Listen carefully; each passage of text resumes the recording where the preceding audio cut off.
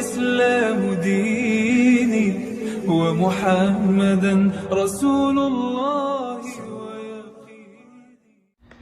Bismillahirrahmanirrahim. Alhamdulillahirabbil alamin. Allahumma shalli wa sallim ala sayyidina Muhammadin wa ala ali sayyidina Muhammad.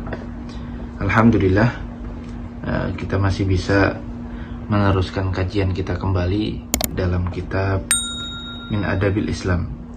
Setelah kemarin membahas tentang adab-adab tatkala kita ingin menjenguk orang yang sakit. Nah, pada kali ini Syekh Abdul Fattah Abu Ghuddah juga masih meneruskan penjelasan tentang adab-adab tatkala kita ingin menjenguk orang yang sakit. Sebelumnya kan beliau menjelaskan bahwasanya apabila kita menjenguk orang yang sakit itu kita selayaknya, bahkan ya tidak boleh kita memberikan kabar yang sedih, kabar yang mengagetkan, yang mengejutkan, seperti itu. Nah, di poin yang ke-26 ini beliau meneruskan, idza tararta ilal ikhbari min an amrin makruhin, kalau engkau memang terpaksa untuk memberikan kabar yang enggak enak, yang menyedihkan misalkan, awuqi haditsin mufji, atau kejadian yang mengagetkan, awafati qaribin aw azizin, atau wafatnya kerabatnya atau temannya, sahabat karibnya. Nah, kalau memang kita itu terpaksa untuk memberikan kabar hal-hal yang tadi kepada orang yang sakit, ala sahibika aw qaribika aw masyabah dzalik, fayuhsinu bika an tultifa waq'al khabari ala man tukhbiruhu bihi, maka baiknya bagi kamu beri kabar dengan cara yang bijaksana, dengan cara yang lembut. Jangan tiba-tiba memberikan kabar si fulan meninggal, jangan. Jadi coba dikasih embel-embel dulu, dikasih cerita dulu, seperti itu. Walhasil dengan cara yang bijaksana, tidak boleh dengan cara yang langsung memberikan. Secara etikanya itu kita tidak boleh langsung memberikan kabar yang mengagetkan atau yang mengejutkan, seperti itu. Wa tumhidalahu tamhidan yukhaffafu nuzulul musab alaihi, dan engkau beri pembukaan dulu, engkau beri muqaddimah dulu, engkau beri embel-embel dulu, cerita dulu, agar nanti tatkala dia mendengar kabar tersebut tidak terlalu mengejutkan, tidak terlalu kaget dia mendengarnya. Fataqul fi man tukhbiru an wafatihi matalan. Nah, ini beliau mengajarkan, misalkan engkau ingin memberikan kabar ada seseorang yang telah meninggal dari kerabatnya yang sakit ini atau saudaranya, misalkan, balagani anna fulanan kana maridan maradan syadidan wa zadat haluhu syiddah. Jadi beliau mengajarkan kalau kita mau memberikan kabar ada orang yang meninggal kepada orang yang sakit, kita harusnya mengatakan seperti ini. Aku dengar kabar bahwasanya si fulan ini sedang sakitnya itu parah, dan sakitnya itu lambat laun, bukan membaik, nambah parah. Wa sami'tu annahu tufiya rahimahullahu taala. Dan setelah pembukaan tadi, ya ini contohnya saja. Ya, kita bisa memberikan contoh yang lebih luas nantinya, atau praktek yang lebih luas tatkala kita menceritakannya. Jadi kita cerita seperti itu, dan setelah kita cerita dia ini sakitnya lumayan parah, dan aku mendengar juga dia bahwasanya sudah meninggal, seperti itu. Jadi intinya kita harus memberikan kabar yang nggak enak seperti itu, kita kasih embel-embel dulu, kita kasih muqaddimah, pembukaan cerita dulu, seperti itu, biar tidak langsung mengejutkan. Wala tukhbir an wafati mayyitin binahwi ma yaquluhu ba'duhum atadri man tuwfiyal yawm. Dan jangan sesekali, kata beliau, engkau memberikan kabar atas wafatnya salah satu seseorang, sebagaimana orang-orang ini memberi kabar wafat ini zaman sekarang, kata beliau. Ini seperti ini. Atadri man tuwfiyal yawm. Engkau tahu nggak siapa yang meninggal hari ini? Nah, ini kan kurang enak didengar, secara etika juga tidak baik. Au biqaulika tuwfiyal yawm fulan, atau kita mengatakan tiba-tiba datang jenguk orang sakit, atau yang nggak sakit sekalipun, kita tiba-tiba hari ini fulan meninggal. Ini kan kurang etika yang kurang baik. Bal yanbaghi an tabda'a bismilladzi tukhbaru an wafatihi qabla dzikri wafatihi. Kata beliau, seharusnya engkau menyebutkan namanya dulu, nama orang yang meninggal tadi, engkau sebutkan dulu namanya sebelum engkau memberikan kabar kematiannya, seperti itu.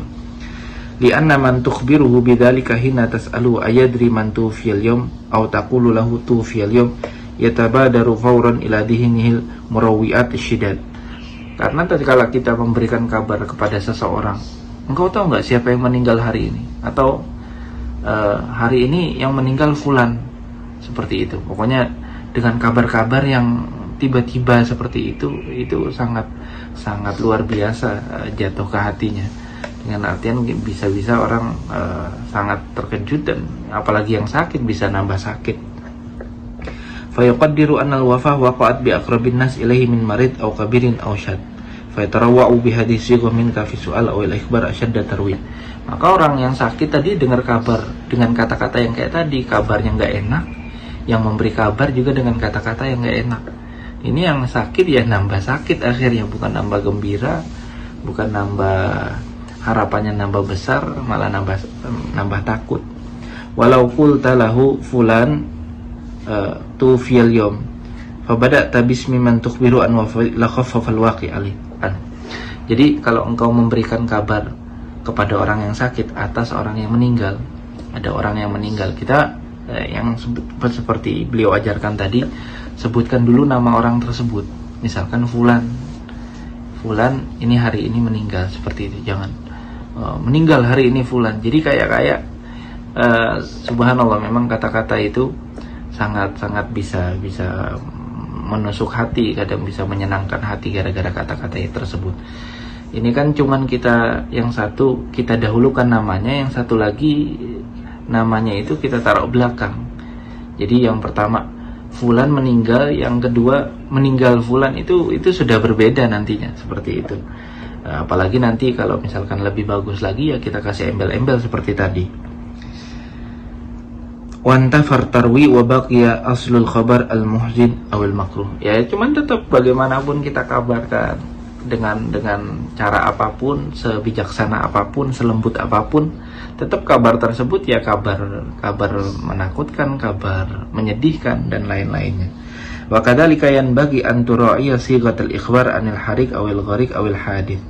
Dan juga kata beliau, kita dianjurkan untuk memilih kata tatkala memberikan kabar, misalkan kebakaran, adanya longsor, adanya gempa, itu harus apalagi orang yang sakit tadi, ini harus benar-benar kita pilih kata yang bijaksana, yang lembut. Jangan sampai dia nambah sedih, udah kena musibah sakit terus dapat kabar seperti itu, ya jelas nantinya menambah kesedihan dia. Famahid lahu bitamhid alladhi yukhaffaf shiddata waqihi 'ala nafas wa dhkur ismal musab bihi mutalattifan.